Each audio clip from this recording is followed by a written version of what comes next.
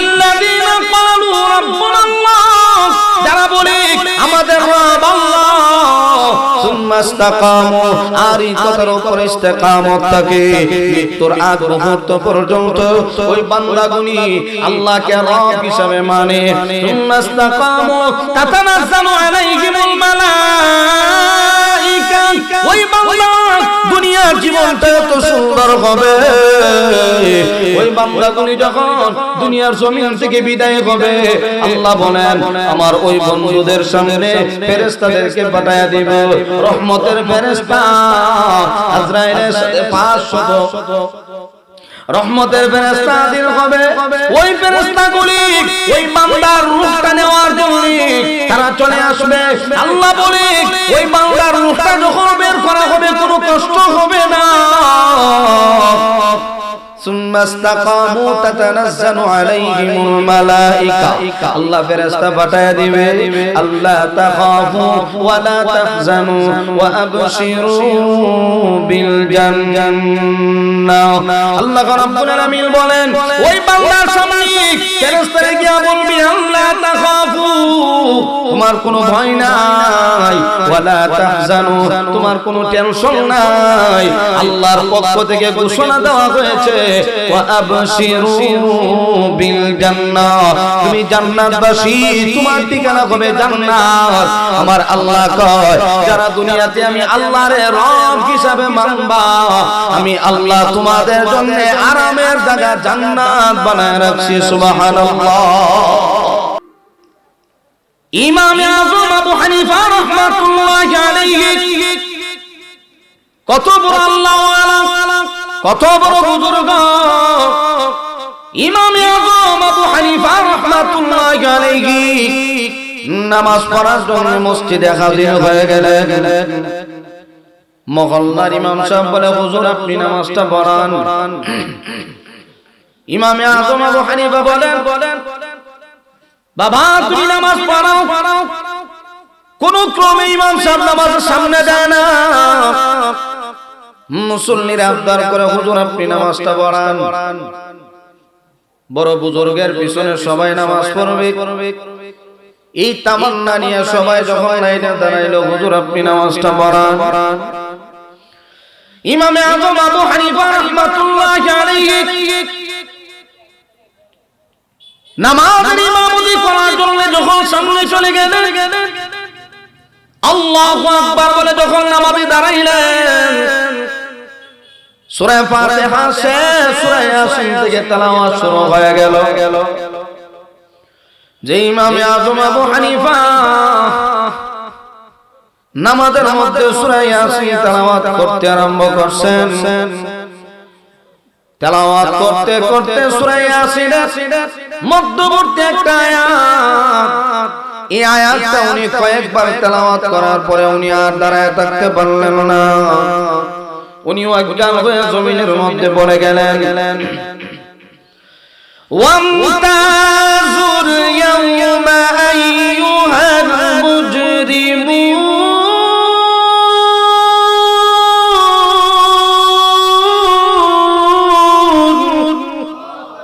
এই আয়াতটা কয়েকবার তেলাওয়াত করছে। তেলাওয়াত করার পরে হঠাৎ করে অজ্ঞান হইয়া মাটিতে পড়ে গেছে। তাহলে আল্লাহ যদি আমার প্রতি নারাজ হয়ে যায়, এই ভয় হযরত আলী রাদিয়াল্লাহু আনহুর ভিতরে এত বেশি ধাক্কা লাগছে যে ওনার শরীরের মধ্যে কম্পন শুরু হয়ে গেছে। তাদের ভিতরে কেমন ভয়ভীতি ছিল যে দুনিয়াতে থাকবো না, চলে যাব। তবে দিলের ভিতরে ভয় যদি থাকে, ইবাদত করি, ঘুমাই, নামাজ পড়ি, যে কোনো কাজই করি, আল্লাহর ভয় যদি থাকে, ওই বান্দাটার কাজ সুন্দর হবে, দুনিয়াতেও সুন্দর হবে, আল্লাহ পরকালেও তার জীবনটাকে উজ্জ্বল বানায় দিবেন। সুবহানাল্লাহ। এই জন্য আল্লাহ রাব্বুল আলামিন বলে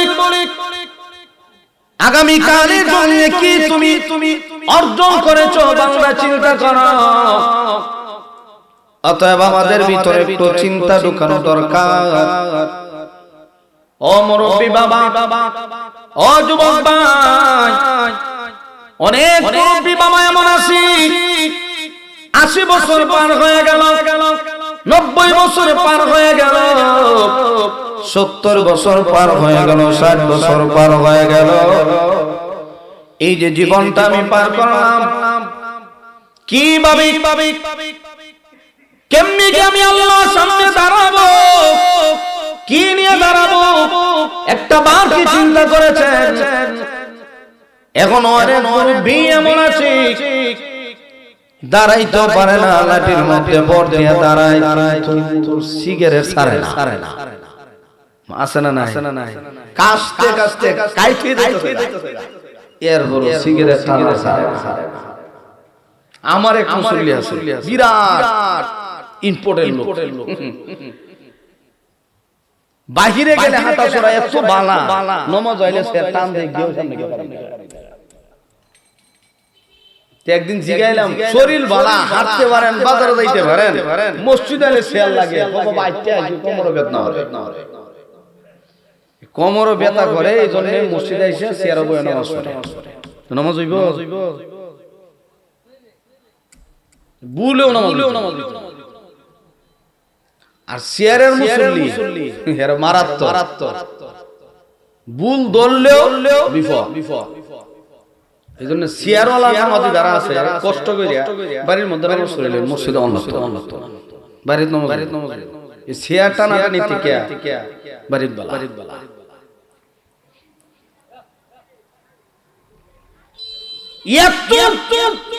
বয়স পার হয়ে গেল, একটা বার ব্রেনের ভিতরে চিন্তা ঢুকে না, আমি এই মুহূর্তে যদি মারা যায় কি নিয়ে আল্লাহর আদালতে দাঁড়াবো, জবাবটা দিব কি? এই জন্য আল্লাহর হাবিব বলে, ও মায়ার উম্মত, আদ-দুনিয়া মাজরাতুল আখিরাহ, এই দুনিয়াটা হলো শুধুমাত্র আমলের জায়গা।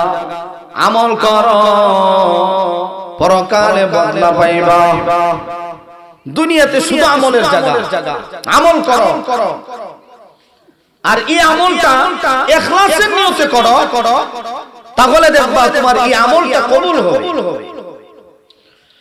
আখলিস দীনাকা ইয়াকফিকাল আমালুল কলিল, আমল যদি অল্প হয়, এই আমলটা যদি শিরিক মুক্ত হয়, আমলটা যদি বেদাত মুক্ত হয়, এই আমলটাই নাজাতের জন্য যথেষ্ট। আমল যদি অল্প হয়, যদি বেদাত মুক্ত হয়, শিরিক মুক্ত হয়, এই আমলই যথেষ্ট। الذي خلق الموت والحياة ليبلوكم أيكم أحسن عملا।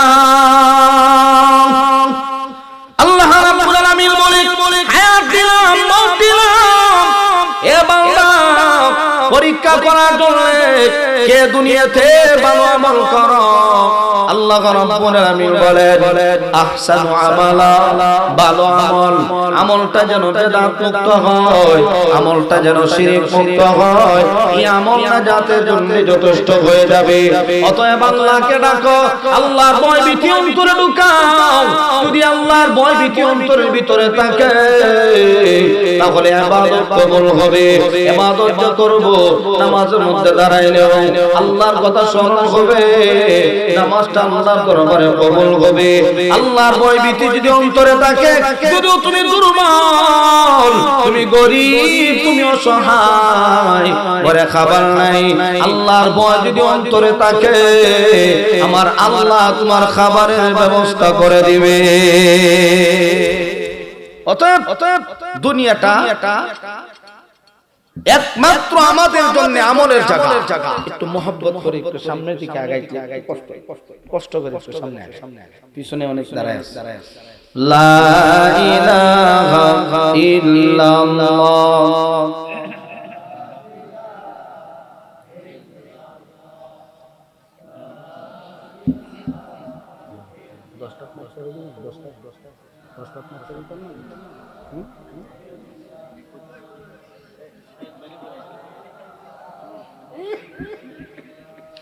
লা ইলাহা ইল্লাল্লাহ মুহাম্মাদুর রাসূলুল্লাহ। মাশাআল্লাহ, একটু সামনে আগায় বসেন। মাশাআল্লাহ। তাহলে আমরা 24 ঘন্টা এই চিন্তা মাথার ভিতরে ঢুকায় রাখতে হবে যে আমি মারা যাওয়ার পরে কি জবাব দেব। অতএব দুনিয়াতে আল্লাহর ভয় ভীতি অন্তরে নিয়েই চলা লাগবে। চললে পরে দুনিয়াতে লাভ। আল্লাহর ভয় থাকলে সম্মানও বাড়ে, মর্যাদাও বাড়ে, রিজিকও বাড়ে, হায়াতও বাড়ে। অতএব আল্লাহ রাব্বুল আলামিন রিজিকে বরকত দিবেন, এই বিশ্বাস দিলের ভিতরে রাখতে হবে। আল্লাহ যে রিজিক দিবেন এটা দিলের ভিতরে বিশ্বাস রাখতে হবে। সবকিছু আল্লাহর পক্ষ থেকে হয়। আজকে অভাবে পড়ছেন, এটা আল্লাহ দিয়েছেন পরীক্ষা। এটা এক ধরনের পরীক্ষা। পরীক্ষা আসবে। সত্যিকার মুমিন যারা, আল্লাহ বলেন তোমাদেরকে পরীক্ষা করবই, এটা আমি আল্লাহর ওয়াদা। অতএব আল্লাহ রাব্বুল আলামিন তাকওয়াওয়ালা বান্দাকে আল্লাহ রাব্বুল আলামিন দুনিয়াতেও ইজ্জত দেন, পরকালেও ইজ্জত দেন। একজন আল্লাহওয়ালা বুজুর্গের কথা আপনাদেরকে শোনাই। এত বিশ্বাস আল্লাহর প্রতি ছিল, আল্লাহর ভয় ভীতি এতটুক ছিল যে উনি বিশ্বাস করতেন সবকিছু আল্লাহ দেয়। অতএব দুনিয়ার কারোর প্রতি মুখাপেক্ষী হওয়ার দরকার নাই। আল্লাহ দিবেন, আল্লাহ সাহায্য করবেন। সুবহানাল্লাহ জোরে কাও। আবু মুসলিম খাওলানি রাহমাতুল্লাহি আলাইহি বহুত বড় একজন বুজুর্গ আলেম। উনার দিলটা এত পরিষ্কার ছিল। একদিন হজে যাওয়ার জন্য প্রস্তুতি চলছে। উনি এলান করে দিলেন, মানুষদেরকে এলাকার মধ্যে সবাইকে জানায়া দাও কারা কারা আমি আবু মুসলিমের সাথে হজে যাবে, তারা যেন প্রস্তুত হয় আমার সাথে হজে যাবে। আবু মুসলিম খাওলানি রাহমাতুল্লাহি আলাইহি যখন জানায় দিলেন এলান করে দাও, এলান করে দেওয়ার পরে হাজার হাজার মানুষের সমাগম, হুজুরের সাথে যাবে হজে। সবাই যখন হাজির, উনি জানায় দিলেন শোনো, এক নাম্বার আমার সাথে যাইতে গেলে সাথে কোনো কিছুই নেওয়া যাবে না। শুধু বাহনটা ছাড়া টাকা পয়সা খাবার দাবার যা কিছু আছে কোনো কিছুই নেওয়া যাবে না। মোট কথা খালি হাত, শুধু আমার সাথে যাইবা। হজে যাইবো খালি হাতে সম্ভব? হাজার হাজার মানুষ, এর ভিতরে দেখা যায় অর্ধেক মানুষই নাই। গেছে গা ভাই, 3 দিনের লাগে কেডা কেডা যাইবেন? মুর্শিদ বড়া 3 দিনের কথা কইলো 6-7 জন আছে, বাকি সব জায়গায়। আবু মুসলিম খাওলানি রাহমাতুল্লাহি আলাইহি উনি যখন বললেন টাকা পয়সাও সাথে নিতে পারবা না, খাবারও নিতে পারবা না, শুধুমাত্র খালি হাত আমার সাথে যাইবা। তা মানুষগুলি জিজ্ঞাসা করে কেমনে খাবো? আবু মুসলিম খাওলানি রাহমাতুল্লাহি আলাইহি বলেন যার মেহমান হয়ে আমরা তার বাড়িতে যাব, তিনি আমাদের মেহমানদারি করবেন। আমাদের কি পেরেশানি? সুবহানাল্লাহ জোরে কান। আমরা যার বাড়ির মেহমান হব, তিনি আমাদের মেহমানদারি করবেন, টেনশন কিসের? আবু মুসলিম খাওলানি রাহমাতুল্লাহি আলাইহি এই কথা বলার পরে দেখা যায় অনেক মানুষ চলে গেল, কয়েকশো মানুষ শুধুমাত্র আছে। ওই মানুষগুলি ডাক দিল,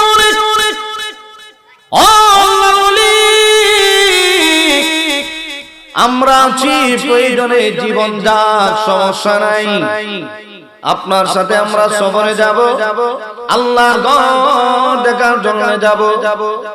আবু মুসলিম খাওলানী রাহমাতুল্লাহি আলাইহি বললেন চলো সবাই চলো। বিসমিল্লাহ বলে যখন রওনা হয়ে গেল, সফর করতেছেন, সফর চলছে, চলতে চলতে এক পর্যায়ে দেখা যায় মানুষগুলি ক্লান্ত হয়ে গেল, সওয়ারিগুলি ক্লান্ত হয়ে গেল। এত পেটের ক্ষুধা আর সহ্য হয় না, সহ্য করতে পারে না। বাহনগুলি পর্যন্ত পেটের ক্ষুধায় চটপট করে। মানুষগুলি ডাক দেয়া কয়, ও আবু মুসলিম খাওলানী, আপনি আমাদের খাবারের ব্যবস্থা করেন। উনার বিশ্বাসটা ছিল কার উপরে? তাকওয়া ছিল কার উপরে? তাওয়াক্কুল আল্লাহর উপরে, আল্লাহ খাওয়াবে। আর মুমিন বান্দার গুণ হইল সব সময় এই বিশ্বাস তার দিলের ভিতরে আছে যে যা কিছুই আসে বা আসবে কার পক্ষ থেকে? ওয়ালা রাব্বিহিম ইয়াতাওয়াক্কালুন।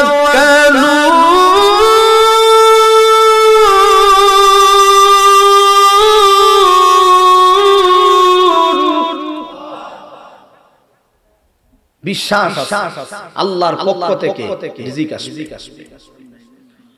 যে এইদিকে একটু সামনে একটু কষ্ট করে আসেন। আবু মুসলিম খাওলানী রাহমাতুল্লাহি আলাইহি কে লোকেরা বলতেছে খাবার কই, পেটের ক্ষুধা আর সহ্য হয় না, নিজেও যাইতে পারি না, বাহনও যাইতে পারে না, খাবারের ব্যবস্থা করে। আবু মুসলিম খাওলানী রাহমাতুল্লাহি আলাইহি সাথে সাথে উনি নামাজে দাঁড়ায় গেলেন। নামাজে দাঁড়ায় উনি 2 রাকাত নামাজ পড়লেন। 2 রাকাত নামাজ পড়ে হাঁটুর উপরে বর করে দাঁড়াইলেন। আল্লাহর কাছে মুনাজাত শুরু করে দিলেন, আল্লাহ আমরা তো তোমার বাড়ির মেহমান। সুবহানাল্লাহ করে কার? আল্লাহ আমরা তো তোমার বাড়ির মেহমান, টাকা পয়সা নাই, খাবারের ব্যবস্থাও নাই। আল্লাহ এত মানুষ, শত শত মানুষ, কোন গরিবের কাছে গিয়ে যদি হাত বাড়াই সেও দাতা হয়ে কিছু না কিছু সাহায্য করবে। অতএব আল্লাহ গো তুমি তো দাতার দাতা। সুবহানাল্লাহ রেখা তুমি রিজিক দেওয়া। ওগো আল্লাহ তোমার কাছে কোনো কিছুর অভাব নাই। আল্লাহ মুসা আলাইহিস সালামের জামানায় বনি ইসরাইলকে তুমি মান্না সালওয়া জান্নাতি খাবার তাদেরকে খাওয়াইছো, এই ক্ষমতা তোমার আছে। অতএব আল্লাহ আমরা তো আখিরি জামানার উম্মত, আখিরি জামানার নবীর উম্মত। ও আল্লাহ আমাদের জন্য খাবারের ব্যবস্থা করে দাও। আল্লাহর কাছে চোখের পানি ছেড়ে দিয়ে যখন মুনাজাত করলেন, তাকায় দেখে মুনাজাত শেষ হওয়ার সাথে সাথে খাবার হাজির, দস্তারখানাও হাজির, দস্তারখানাও হাজির, খাবারও হাজির। এখন হঠাৎ করে খাবার সামনে আইছে, কি গ্রাম, কে দিছেন? আল্লাহ। আল্লাহ কি জান্নাতি খাবার, কি মজার, কি সুস্বাদু খাবার। এই সুস্বাদু খাবার যখন সামনে আসছে, আবু মুসলিম খাওলানী বলেন বাহনগুলির খাবার এটা আলাদা, বাহনের জন্য আল্লাহর পক্ষ থেকে চলে আসছে তাদের খাবার, আর মানুষগুলোর জন্য খাবার চলে আসছে দস্তারখানা বিছায়া। আবু মুসলিম খাওলানী বলেন তোমরা সবাই খানাতে বসে যাও।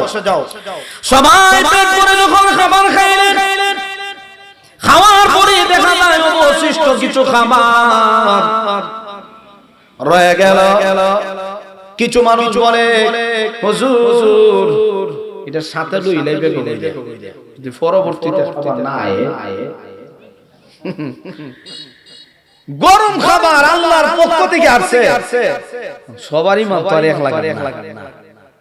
চিল্লা 15 জন 16 জন গেলেন, নিয়ত কি সবার এক থাকে? এই একজনের নিয়ত তো সবাই পার হয়ে যায়, ঠিক না? এটি লুই লাইবে কি ভিতরে বইরা কয়েকজন এই কথা যখন কইছে, আবু মুসলিম খাওলানি বলেন, শোনো জি আল্লাহ এখন গরম খাবার দিছে, ভালো খাবার, নগদ খাবার, সামনে তো আবারও টাটকা গরম ভালো খাবার আসতে পারে, সন্দেহ নাই। অতএব এই খাবার লইয়া লাভ দরকার নাই। এখন দেখা যায় আবু মুসলিম খাওলানি বলে, এ বাবারা চলো সামনে আগাও। এখন মানুষগুলি খাবার খাওয়ার পরে পেট ঠান্ডা, সফর শুরু হয়ে গেল। এই মানুষগুলি আবু মুসলিম খাওলানির প্রতি এত বিশ্বাস জমে গেল, উনি আসলে উনার পক্ষ থেকে খাবার আসে নাই, উনার মুনাজাতের বরকতে, তাকওয়ার বরকতে, আল্লাহর প্রতি পূর্ণ বিশ্বাস আস্থা থাকার কারণে উনার বরকতে আল্লাহ জান্নাতে খাবার পৌঁছায় দিছে। ঠিক আবু মুসলিম খাওলানি রাহমাতুল্লাহি আলাইহি 3000 সৈন্যবাহিনী নিয়ে কোথাও যেন রওনা হবেন, সিরিয়ার উদ্দেশ্যে যাবেন। এমন সময় উনি সফর শুরু করে দিলেন 3000 বাহিনী। কিতাবে লেখা হয় আবু মুসলিম খাওলানি আল্লাহর প্রতি এত বিশ্বাস ছিল, আল্লাহর এত পরিমাণ মহব্বত করত, ভালোবাসত। 3000 বাহিনী নিয়ে যখন সফর শুরু হয়ে গেল, সফর করতে করতে দেখা একটা নদী মধ্যখানে পড়ছে। এখন নদী পার হওয়া লাগবে, পার না হইলে জায়গা মতো যাওয়া যাবে না, পার হতেই হবে।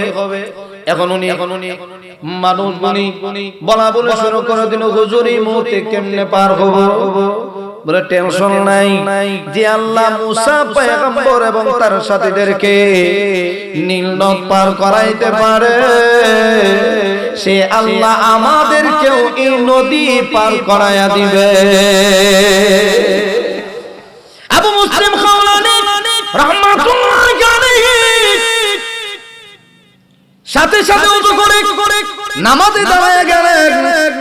2 রাকাত নামাজ আদায় করে আল্লাহর কাছে মুনাজাত শুরু করে দিলেন, আল্লাহ তোমার পয়গম্বর মুসা এবং তার সাথীদেরকে নদী পার করে দিয়েছো রাস্তার মাধ্যমে, আল্লাহ আমরাও যাব, দিনের কাজে বের হইলাম, আল্লাহ তুমি আমাদের রাস্তার ব্যবস্থা করে দাও। আবু মুসলিম খাওলানি আল্লাহর কাছে দোয়া করার পরে দিলের ভিতরে একটা প্রশান্তি যখন চলে আসছে, উনি ডাক দিয়ে কয়, ও ভাইরা শোনো, প্রথমে আমি আমার গুনাহটা নদীর মধ্যে ছেড়ে দিলাম, এর পরবর্তীতে তোমরা ধারাবাহিক কাজটি আরম্ভ করো। আবু মুসলিম খাওলানি রাহমাতুল্লাহি আলাইহি প্রথমে ওনার মহান ওনার গুনাহটাকে নদীর মধ্যে ছেড়ে দিলেন। এই নদীটা এমন স্রোত ছিল, এই পানির স্রোতের কারণে পাহাড়িয়া ঢল, বড় বড় পাথরগুলি পানির সাথে যাইতে থাকতো। এত পরিমাণ স্রোত, পাহাড়িয়া বড় বড় পাথর পানির স্রোতে যাইতো বেশি। আবু মুসলিম খাওলানি ওনার বাহনটা যখন নদীতে ছেড়ে দিলেন, বিসমিল্লাহ বলে যখন নদীতে পা দিলেন, সঙ্গে সঙ্গে পানি স্থির হয়ে গেল। এখন দেখা যায় পানির স্রোত নাই, পাথরও চলে না, পানি বন্ধ হয়ে গেছে। সুন্দর করে পানি বসা রাস্তার মাধ্যমে এত সুন্দর একটা রাস্তা হয়ে গেল, এত সুন্দর পাথর দেখা যায়, হেঁটে হেঁটে যাওয়ার উপক্রম হয়ে গেল। আমার আল্লাহ এই নদীটাকে তাদের উপযুক্ত বানায় দিল।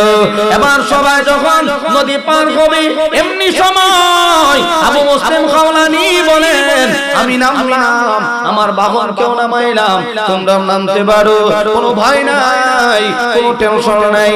তবে শোনো, আমি তোমাদের কি কথাটাও জানাইয়া দেই, এই নদীর মাধ্যমে পার হওয়ার মাধ্যমে যদি কারো কোনো কিছু হারায় যায়, আমি তাদের এই বর্তকে দিব। এই বিশ্বাসে তামান্না, কতটুকু বিশ্বাস বিশ্বাস থাকলে এই কথা বলতে পারে তোমাদের কোনো কিছু হারাইলে এটার জিম্মাদার আমি ক্ষতিপূরণ দিয়ে দিব। আবু মুসলিম খাওলানী রাহমাতুল্লাহি আলাইহি এবার যখন এলান করে দিলেন কারো কোনো কিছু হারাইলে আমি ভর্তুকি দিয়ে দিব, এবার মানুষ সবাই নামতে আরম্ভ করলো।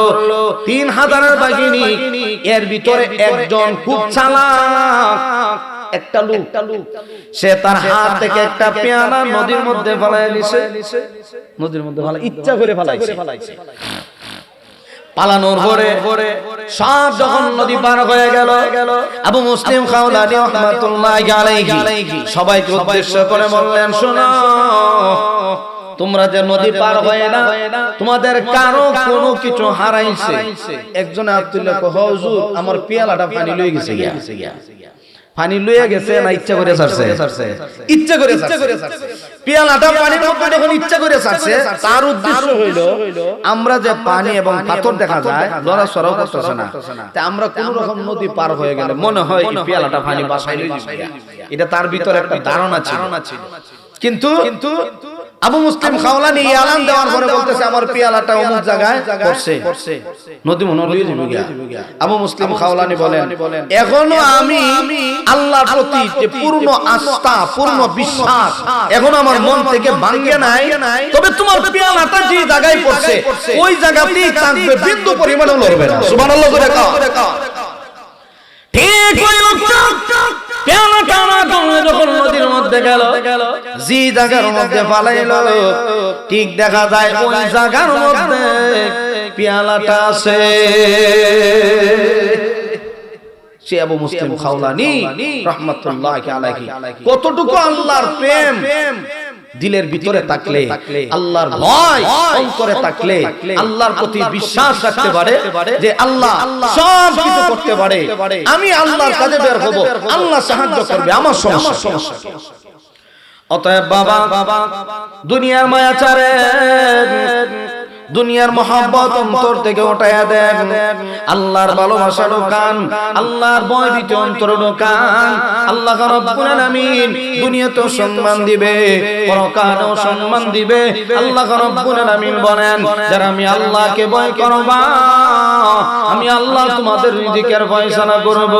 ওয়া মাইয়াত্তাকিল্লাহা ইয়াজআল লাহু মাখরাজা ওয়া ইয়ারযুকুহু মিন হাইসু লা ইয়াহতাসিব। আল্লাহ রাব্বুল আলামিন বলেন, আমি আল্লাহর ভয় অন্তরে ঢুকাও, আমি আল্লাহ তোমাদের রিজিকের ফয়সালা করব, রিজিকের ব্যবস্থা করে দিব। আল্লাহর কথা, আল্লাহ যে রিজিক দেয় এতে কোনো সন্দেহ আসেনি। আমরা যে এত খাবার খাই, এত রিজিক আমরা ভোগ করি, কে দেয়? আল্লাহ দেয়, বিশ্বাস আছে। কিন্তু মাঝে মধ্যে বিপদে পড়লে অনেক সময় মুখ থেকে বের হয়ে যায়, আল্লাহ আমারে দেখলো আর কেউ দেখে না। আছে না? খালি আমারই গরুটাই মরে, ছাগল একটা কোন রকম সাইজ হইছে কুরবানি দেনে ব্যস্ত, এটা মরে গেছে। তা আল্লাহ কি আমারই দেখলো নাকি আর কেউ দেখে না? আছে না নাই? তবে এই বিশ্বাস ভিতর থেকে বের করে দেওয়া লাগে, এটা শিরকি কথা, ঠিক না? কারণ যে আল্লাহ বিপদে ফেলায় ওই আল্লাহ আবার উদ্ধার করে। কেন করে? প্রমোশন দেওয়ার জন্য। সুবহানাল্লাহ জোরে কান। পরীক্ষা করেন, উত্তীর্ণ হইলে তোমার প্রমোশন হবে, তোমার সম্মান বাড়বে, তোমার ইজ্জত বাড়বে। ইজ্জত বাড়ানোর জন্য আল্লাহ মাঝে মধ্যে একটু টেস্ট করে, দেখি তোমার ঈমানটা কতটুকু আছে, কতটুকু আমি আল্লাহর প্রতি তোমার বিশ্বাস আছে। আল্লাহ মাঝে মধ্যে একটু পরীক্ষা করে। এই জন্য আবু মুসা আশআরী রাদিয়াল্লাহু আনহু নবীর একজন সাহাবী, উনার সাথীদেরকে নিয়ে দ্বীনের কাজে, দাওয়াতের কাজে বের হইলেন। কিতাবে লেখা হয় উনাদের টার্গেট হলো নবী পর্যন্ত যাবেন। এখন সফর শুরু করলেন, কিছু দূর যাওয়ার পরে দেখা যায় আর চলে না, সাথে যে খাবার ছিল এগুলি শেষ, এখন আর খাবার নাই। এখন দুইজন রে তারা প্রতিনিধি বানাইছে, তোমরা দুইজন যাইবা নবীর কাছে গিয়া বলবা আমাদের জন্য কিছু খাবারের ব্যবস্থা যেন করেন। এই দুইজন সাহাবী প্রতিনিধি হয়ে যখন নবীর কাছে যাইতে শুরু করলো, কিছু দূর যাওয়ার পরে দেখা যায় একজন সাহাবীর গদ থেকে কোরআনের একটা আয়াত তেলাওয়াত শোনা যায়। সাহাবী ঘরের মধ্যে বসে বসে কোরআনের একটা আয়াত তেলাওয়াত করতেছেন। সুবহানাল্লাহ জোরে কা। এই আয়াত তেলাওয়াত শুনিয়া উনারা আর নবী পর্যন্ত যায় নাই। আয়াতটা হলো ওয়ামা মিন দাব্বাতিন ফিল আরদি ইল্লা আলাল্লাহি রিজকুহা ওয়া ইয়ালামু মুস্তাকাররাহা ওয়া মুস্তাওদাহা। পৃথিবীতে যত মাখলুকাত দুনিয়া আছে সমস্ত মাখলুকাতের রিজিকের দায়িত্ব কার হাতে? আল্লাহর হাতে। আল্লাহ রিজিক দেয়। এই আয়াত যখন শুনছে সাহাবী দুইজন কয় আল্লাহ যদি রিজিক দেয় তো নবীর কাছে কি হাত ধরায় লাভ নাই, আল্লাহর পক্ষ থেকে একটা ব্যবস্থা হবে। দেখেন বিশ্বাস, সাহাবায়ে কেরামের বিশ্বাস আল্লাহর প্রতি কতটুকু। এই দুইজন সাহাবী নবীর কাছে না গিয়া সোজা আবার ওই দলের মধ্যে তাদের কাফেলার সাথে শরীক হবে। যখন উনাদের কাফেলার কিছু দূর আগে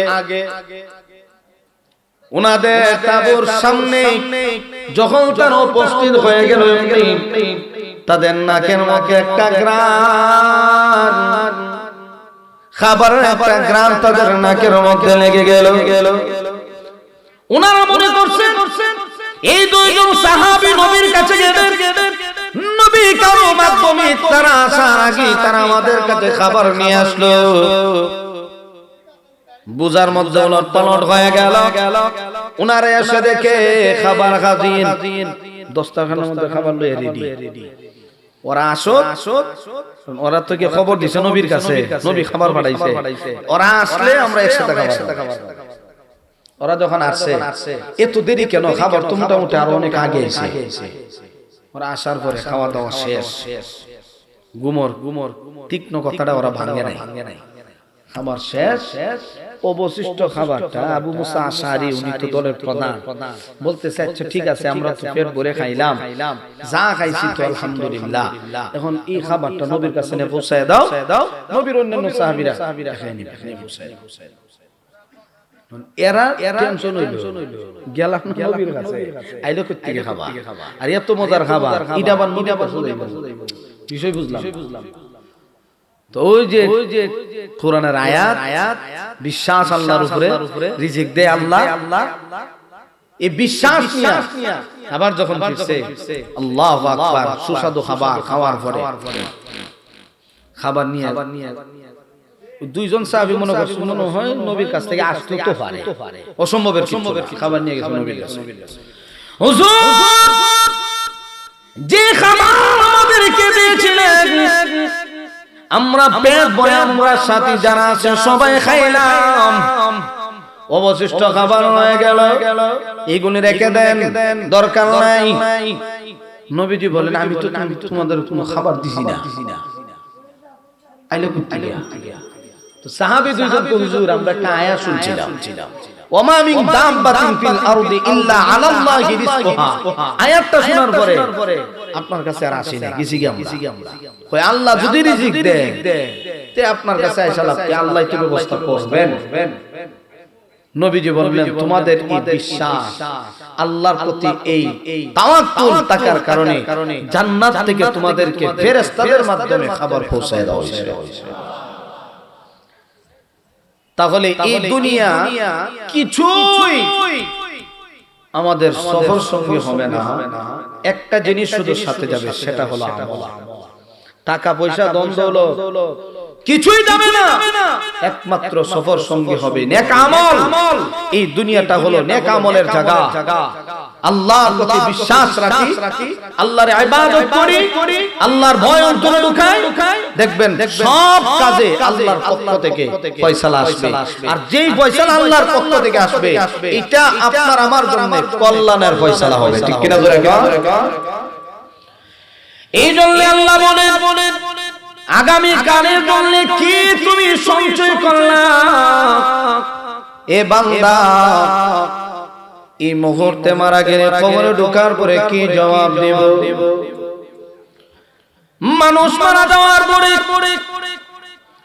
কবরে রাখার পরে এই কবরের প্রথম রাত বান্দার কেমন হবে, এই প্রথম রাতটাই হবে বান্দার আমলের উপরে নির্ভর।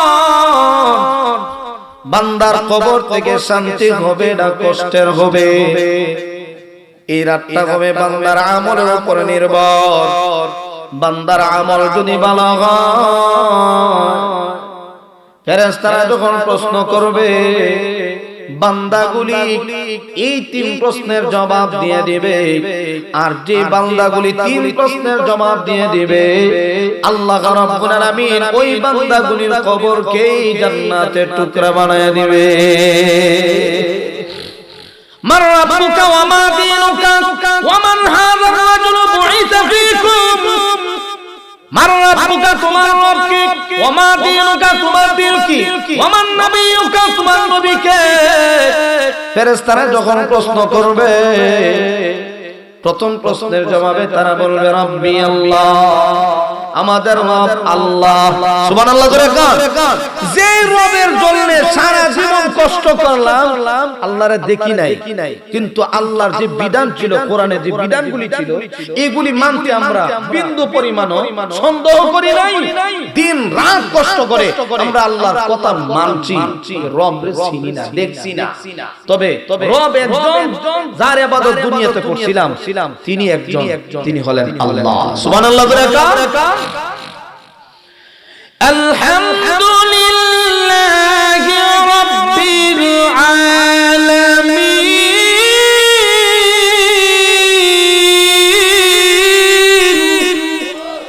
আর-রাহমানির রাহিম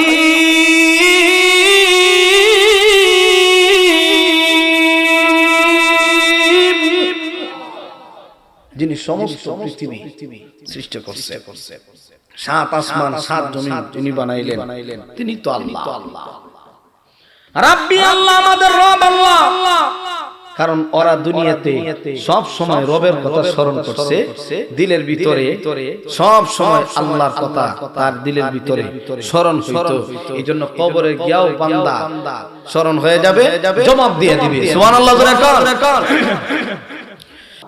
আল্লাহ জান্নাত বানায় রাখছেন। ওয়া মা দীনুকা তোমার দিন কি, ওই নেককার বান্দা কই বলবে দীনিয়াল ইসলাম, আমার ধর্ম ইসলাম। ওই বান্দা কইবা আমার ধর্ম ইসলাম আছে। ইসলাম থেকে বাইরিয়া যারা গির্জায় গিয়ে হাজির হয়ে যায়, সেজদা মারে, বুট আনার লাগিয়া দান্দাবাজি কইরা ঈমান বিক্রি কইরা দেয়, এ কইতে পারবো না আমার দিন ইসলাম। কথা কন না দি, হে ইসলাম ধর্ম থেকে বাইরে গেছে, হিন্দু ধর্ম গেছে। নামে মুসলমান, টুপিও ঠিক আছে, পাঞ্জাবিও ঠিক আছে, সুরতও ঠিক আছে, ভিতর মগর ঈমান নাই। ঠিক কিনা জোরে কান। শিশির মুনি দেখছেন না ফেসবুকে কি তুর পাস হে বিচলছি কিছু টাকা পয়সা মনে পাইছে, এটা লাই বেশি দেখছে ভাইরাল হওয়া। যদি ভাইরাল হওয়ার দান্দা খুঁজতে হয় এই পথ ছাড়া আর কোনো পথ নাই। কালকের আগে দিন দেখলাম এক মোল্লা টুপি ফাগরি গিয়ে লাগায়া হিন্দু মুসলিম ভাই ভাই, আমার বাবা হিন্দু আছেন, আমার দাদাও হিন্দু আছেন, বেটা বুঝতেছে মাইক কয় স্পিকারের সামনে সাংবাদিকের সামনে কইতাছে আমরা এই দিলের ভিতরে বিশ্বাস রাখি হিন্দু মুসলিম ভাই ভাই, আমার বাবাও ছিল হিন্দু, আমার দাদাও ছিল হিন্দু, তুই কি মুসলমান, তুই ফাগরি লাগাইছ, ফাগরি লাগায় টুপি লাগায়, হ্যাঁ হিন্দু মুসলিম ভাই ভাই। এই বর্তমানে যে একটা সংস্কার শুরু হয়েছে, একটা মারামারি, আল্লাহ বালা জানে দেশ কোন পর্যন্ত যাইবে। ওই নবীর হাদিস, সকালবেলা ঈমান আছে বিকালে নাই, বিকালে ঈমান আছে সকালবেলা আছে কিনা দেখো। নবীজি বলেন হাতের মধ্যে আংরা যদি রাখা হয় সহ্য করা সম্ভব না। হাতের মধ্যে আংরা, এটা রাখতে যেমন কষ্ট হবে, আখিরি জমানার উম্মতরা ঈমান বাঁচানোটাও তেমন কষ্ট হবে। এখন যে অবস্থা শুরু হইল আল্লাহ তাআলা জানে কতটুকু ঈমান আমাদের ভিতরে আছে। সব চেয়ারের লোক টাকার লোক ঈমান যেমন মন সেমনে যা, সমস্যা নাই। চেয়ার ভাই আলহামদুলিল্লাহ, টাকা পয়সা ভাই সমস্যা নাই, ঈমান দরকার নাই। নাউজুবিল্লাহ বলে। এজন্য আগে ঈমান, না আগে টাকা পয়সা, আগে ঈমান। ঈমান ধরে রাখবেন, সব কিছুর বিনিময় হইল ঈমান যেন ঠিক থাকে। পিস্তলের সামনে বুক এইভাবে টান টান করে দাঁড়ায় যাবেন, মার সমস্যা নাই, তবে ঈমান ছাড়তে পারবো না। আমরা ঈমানদার, দাবি করছি ঈমানদার, বিশ্বাস করি ঈমানদার, আল্লাহ এক, নবী এক, কোরআন এক। অতএব প্রয়োজনে যদি জীবন দিতে হয় জীবন দিব, ঈমান দিতে পারবো না। ঠিক কিনা ধরে কা? অতএব ঈমান বিক্রি করা যাবে না। অনুরূপ চিন্তা করবেন, ছিলাম কোথায়, আসি কোথায়, যাব কোথায়। আল্লাহ বলেন কি সঞ্চয় করছো, চিন্তা করো আগামীকাল, এই মুহূর্তে মারা গেলাম, কবরে কাল কি, আপনি কবরে থাকলেন, আমি কবরে থাকলাম, জবাব দিব কি, চিন্তা করা দরকার। এই জন্য সব সময় দিলের ভিতরে বিশ্বাস রাখতে হবে যে আমি এক আল্লাহর ইবাদত করব, এক আল্লাহর গোলামি করব। মৃত্যুর সময় শান্তি পাবেন, কবর গেলেও শান্তি পাবেন। আপনার কবরের প্রথম রাতটাই হবে আপনার আরামের রাত। আর এই রাতটায় যারা কবরের মধ্যে তিন প্রশ্নের জবাব দিয়ে দিবে আলহামদুলিল্লাহ। যদি জবাব না দিতে পারি কবর থেকে কিয়ামত শুরু হবে। কিয়ামত পিটা এমন তালে পিটা, এখন সেখানে কেউ সাহায্য করার কোন সিস্টেম আসেনি, খবর নাই। যারা ভিতরে শুয়ে আছে বলতে পারেন যে কি হইতেছে কবরে, বলা যাবে না। ইন্নাদ দীনা ইনদাল্লাহিল ইসলাম,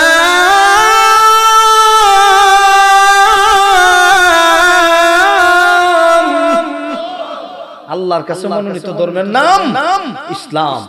ইসলাম ধর্ম দিলের ভিতরে রাখবেন। ইসলাম যদি খালি মুখে ইসলাম, ভিতরে নাই, মুহ নাই, শরীর নাই, 3.5 হাত বডির ভিতরে সুরতে মুসলমান, কিন্তু ইমানদারের কোনো লেশ মাত্র নাই।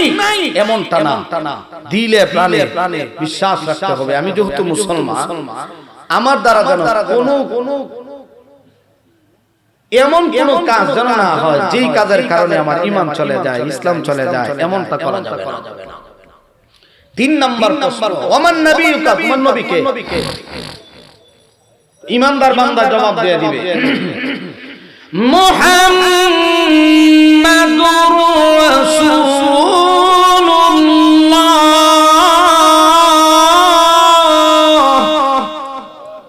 মুহাম্মদ সাল্লাল্লাহু আলাইহি ওয়াসাল্লাম আল্লাহর রাসূল। 3 প্রশ্নের জবাব শেষ। ঘুমান, আরামে ঘুমান, কেউ আর আপনাদেরকে ডিস্টার্ব করবে না। ফেরেশতারা জানায় দিবে আল্লাহ এই কবরের সাথে জান্নাতের একটা সুরঙ্গ পথ সৃষ্টি করে দিবেন। জান্নাত থেকে একটা আবহাওয়া, আরামের আবহাওয়া, এয়ার কন্ডিশন সিস্টেম করে দিবেন। এক ঘুমে হাসরের মাঠ তৈরি হবে। সুবহানাল্লাহ। জবাব না দিতে পারলেই কবর থেকে হাসর শুরু হবে। ইযা মাতাল ইনসান কামাত কিয়ামাতুহু, আল্লাহর হাবিব বলেন হে মায়ের উম্মত, কবর থেকে কিয়ামত শুরু হয়ে যাবে। ঈমান আমল যদি ভালো না হয় তাহলে কবর থেকে শাস্তি শুরু হবে, শাস্তি। অতএব তুমি যতই দুনিয়াতে বাহাদুরি করো না কেন, এই বাহাদুরি কবরে গিয়ে চলবে না। এ বাবা যতই তোমার টাকা পয়সা থাকুক না কেন, এই টাকা পয়সার বিন্দু পরিমাণ দাম কবরে আছে। এই টাকা পয়সার দাম আছে যদি টাকা পয়সাটা সঠিক কাজে ব্যয় হয়। ঠিক কিনা জোরে? সঠিক কাজে টাকা ব্যয় হবে দূরের কথা, ভালো কাজে টাকা চাইলে টাকা নাই। আর গান বাজনা, নাচ গানও টাকা পয়সা চাইলে টাকা পয়সার অভাব নাই। ঠিক না? এক মাহফিলে চেয়ারম্যান সাহেব আমার লোক বই দিয়েছে, কইছিলাম যে গান বাজনার টাকা চাইলে চেয়ারম্যান সাহেব না মেম্বার সাহেব চাইও টাকা দিব 50,000 শর্ত দিব শেয়ার যেন সামনে থাকে নাই দেখতো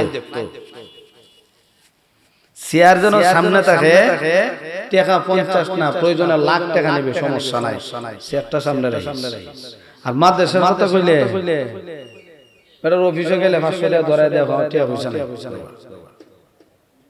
এই টাকা পয়সা দুনিয়া দেখানোর জন্য অল্প টাকা এই কয়েক টাকা যদি নিয়ত ভালো করে দেয় তো ভালো আর যদি বাঁচার লাগে যা দিলাম তাহলে সমস্যা নাই তাহলে কিন্তু অবস্থা খারাপ আল্লাহ বলেন ধন সম্পদ এটাও তোমার কাছে আমানত সন্তান ধন সম্পদ এটা আমানত প্রশ্ন করা হবে কোন কাজে তুমি তোমার টাকা পয়সা ব্যয় করছো তোমার ছেলে মেয়েকে কেমনে তুমি পরিচালনা করছো আল্লাহর আদালতে দাঁড়ায়া জবাব করা লাগবে চেয়ারম্যান সাহেব এটা বুঝি তাই ওয়াজ না কোরআন হাদিসের ওয়াজ করে এটা বুঝি কোরআন হাদিসের ওয়াজ না আল্লাহ রাস্তা চাইলে টাকা পয়সা নাই জানবাদ না চাইলে টাকা পয়সার অভাব ওয়ালাম নাকুনু তুইমুল মিসকিন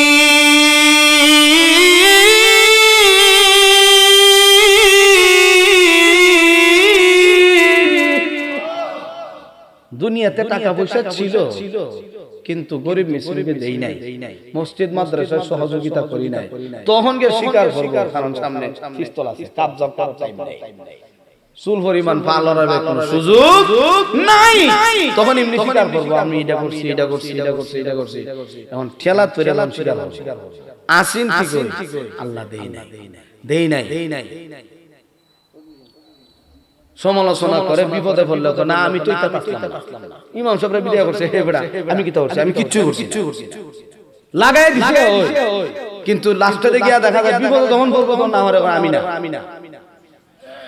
ওয়া কুননা নাখুদু মা'আল খাইদিন